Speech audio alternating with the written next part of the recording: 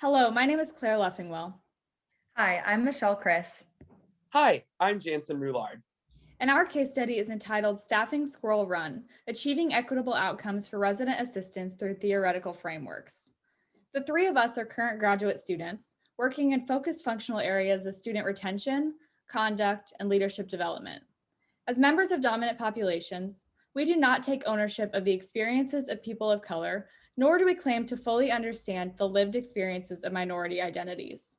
We are grounding our work in existing empirical research, theory, and conceptual frameworks to help us create recommendations for this scenario. As we approach this case study, we conceptualize our solutions through the lens of the critical paradigm. And moving from the second wave and its focused on marginalized identities into the third wave and its intersectional lens of identity and context, we aim to create socially relevant and practical solutions in order to enhance the focus on social identities and experiences of students from non-dominant groups. The process of framing recommendations for McKenna begins by framing what we know about the situation or what we can reasonably infer from the information provided. Pine West has a large residential base with 87% of students living in university-owned housing. While commuting students have shown that they are capable of achieving the same educational outcomes as their non-commuting peers, both empirical evidence and general sentiment in the field indicate that students living on campus more readily achieve desired educational outcomes at a higher level than their commuting peers, even amidst the COVID-19 pandemic. Based on its 34% acceptance rate, Pine West seems to be a selective institution, at least to a moderate degree.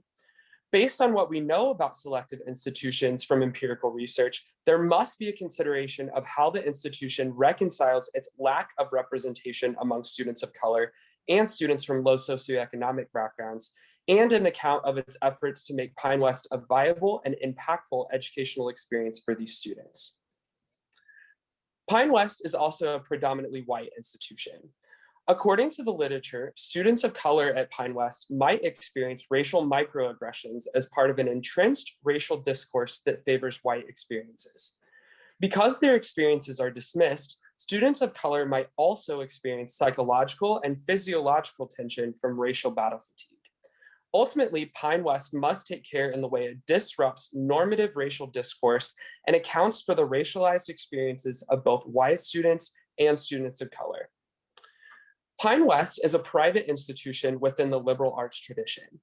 Given the historical emphasis placed on critical thinking, student-centered experience, and cultural awareness, as well as its fluctuating stability in the backdrop of higher education, Pine West should consider the lessons that can be learned from examining historical precedent and how they might be applied moving forward.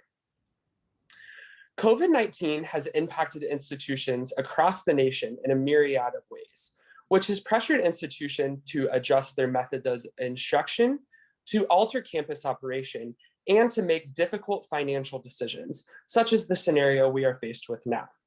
While all students have been impacted in terms of their experiences and mental health, students of color and students from low socioeconomic backgrounds are disproportionately affected by the impacts of COVID-19. The role of the RA has progressively changed to reflect the needs of the respective universities, but large-scale turnover and psychological burnout remain fairly constant across individual contexts. Further, recent research has suggested that serving as an RA is a gendered and racialized experience, where women and students of color experience stress in navigating their personal and professional identities. As a second year in a higher education program, it can be assumed that McKenna strives to adhere to the professional competencies outlined by NASPA and ACPA. Further, as a graduate assistant, McKenna likely hopes to prepare for professional practice by engaging in realistic career scenarios, even as she navigates her roles of student and professional, and her multiple relationships with students, her supervisees, her mentees, and her supervisors. While we don't know McKenna's age for certain, it can be assumed that she is a member of Generation Z, and therefore it is likely she values loyalty, compassion, thoughtfulness, and responsibility, and because of her change agent mentality, defines leadership in terms of complex thinking, adaptability, and interdependence. Further, because she identifies as multiracial, it is likely that McKenna experiences challenges navigating her predominantly white campus environment because of her physical appearance and her struggles to find inclusive spaces on campus. When evaluating her relationships, one should consider how close she is to her fellow students of color, how she adheres to monoracial norms, and if she perceives any racial distance between her racial identities. As we transition to formulating answers to the immediate and long-term issues that McKenna faces, we have developed various questions to consider in 4 areas of the study, which include workplace dynamic, approach to the issue, racial considerations, and the response to COVID-19. Throughout the next half of our presentation, we will be attempting to answer these questions. Considering this background information, we have developed several recommendations. First, we wanted to provide an overview of the approaches we are taking when thinking about action steps to take moving forward. The recommendations we propose involve both immediate and long-term outcomes. We recognize the importance of handling the current situation with urgency, and there will be recommendations that take the form of a quick fix Band-Aid solution. However, we believe that McKenna and her team should move towards adaptive leadership-oriented recommendations, which will transcend the obvious solutions and continue to make progress towards sustainable systemic change. Additionally, when framing the COVID-19 pandemic as a crisis, we can consider the 3 nuances of justice. In our recommendations, we place importance on the social justice area. The issues that McKenna and her team are dealing with move beyond the distribution of resources and explore problems that revolve around human rights and opportunities.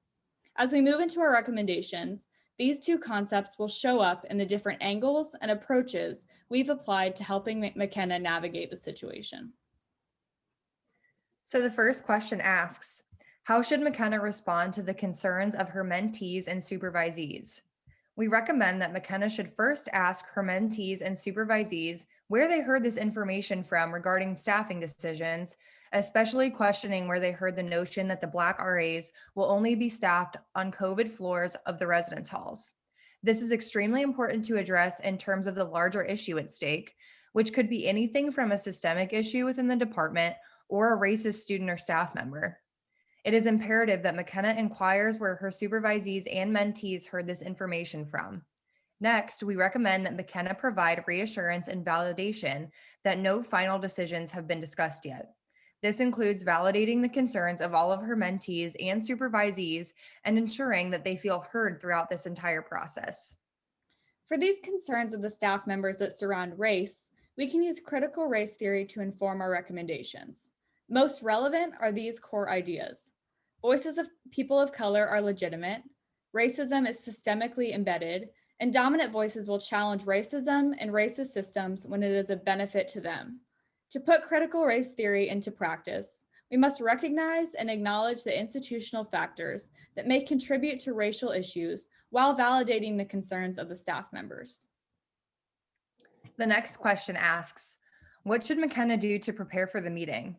First and foremost, McKenna should prepare to address with her supervisor the rumor regarding the Black RAs being staffed on quarantine floors for the sake of this possibly being a systemic issue within the housing department or the larger scale university environment.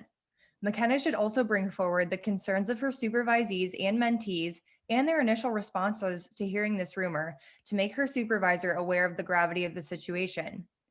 Next, McKenna should be prepared to discuss the public health crisis that the COVID-19 pandemic has presented in terms of how minority communities, specifically the Black community, have faced higher rates of COVID-19 diagnoses and deaths, and in turn how this notion of staffing quarantine floors with only Black RAs can be harmful in the sense that their well-being and safety is not being considered. As a follow-up to the concern of the public health crisis, McKenna should be prepared to challenge her supervisor's thought that the quarantine floors should be staffed with RAs at all. Not only does this put the RAs in direct contact with other students who have tested positive for COVID-19 and puts them at a high risk for catching the virus, it also creates implications in terms of mental health concerns. With the isolation and general lack of human contact that the pandemic presents, should the RAs be put in a position to be responsible for double the amount of residents they once had? Also, in order to prepare for this meeting, McKenna should prepare to bring any evaluations she has on her RAs, both from herself and from the residents on the respective RA's floor. Lastly, McKenna should prepare to discuss her self-care habits, setting boundaries, and compassion fatigue. McKenna is clearly overworked, and her supervisor even recognizes that, yet they expect her to work on weekends and extend her hours. In this instance, McKenna is also taking on the emotional burdens of her supervisees and mentees and is attempting to advocate for their needs based off of their experiences. The core of challenge and support theory is about finding a careful balance between challenging students and supporting students. Each student that McKenna works with will have different developmental needs. As she is developing her staff decisions, this will reach beyond race and gender and focus on other characteristics. We can also look at this theory in McKenna's personal situation, understanding her development as a student and how this might be beyond the reasonable amount of challenge for her. Second, we can use mattering and marginality theory to understand how this situation might impact the RAs of different identities. The RAs that identify within minority populations might feel like they matter less than the dominant identities, which is not a healthy work environment. Further, this feeling of not mattering can exist for all of McKenna's RAs, so it is important to understand how this situation and staffing changes to come might impact her staff members' sense of belonging and self-confidence. Lastly, we answered the question, what outcomes should McKenna advocate for in terms of staffing? For the immediate outcomes of the situation, McKenna should first aim to minimize harm inflicted on her supervisees and mentees. McKenna should advocate that, in terms of all of the challenges presented, that it is not reasonable to be cutting staff members now. Next, if staffing decisions must happen, McKenna will need to consider the positionality of the students she works with. It is important for her to ask, would the transgender and minority students leave the university altogether if they lost their RA positions? Housing is a basic need that all students are entitled to. Assuming that McKenna knows the backgrounds and situations of her supervisees, McKenna should address the concern that some students may not have a place to live if they did not serve as RAs. Lastly, McKenna can utilize the staff evaluations to conceptualize and advocate for her supervisees to be placed in areas where they can challenge, grow, and learn. McKenna can also see if there are other positions in housing and residence life that the RAs can fulfill if they must be cut from their current position. These immediate outcomes, while important to consider, do not reach the full extent of the issues associated with the scenario. The short-term outcomes still remain within the quick fix level of solutions, and we propose that to truly make change, McKenna and her staff need to continue the work of making Pine West housing and residential life a more equitable place for all. To move forward, work needs to be done to address and further acknowledge the racial issues within the housing department. The issues in this specific scenario are likely not isolated incidents. Part of this work is considering systemic patterns that exist within the department or the university overall. For example, what issues previously existed that led to the rumors about race and staffing decisions? To resolve this, the department could implement more targeted initiatives toward racial equity. Another long-term outcome is connecting RAs who will lose their positions with resources to help them survive. Many of these RAs will lose housing, meal plans, and a sustainable income. The department and university should work to find ways to support these students to ensure they are not without basic needs as a result of this crisis. With these recommendations and those mentioned previously, we are confident that the Housing and Residence Life Department will be on the right track towards progress. Ultimately, there is still work to be done for housing and residence life in terms of student development and racial equity and inclusion. However, with these suggestions in mind, McKenna can work alongside her staff to introduce socially relevant solutions that are both useful and impactful in transforming normative ways of doing things. Ultimately, McKenna can now address the immediate concerns of her staff and start conversations that will create pathways for sustainable, positive, and inclusive change. If you'd like more information about the reasoning behind our recommendations, here are our references. Thank you for your time.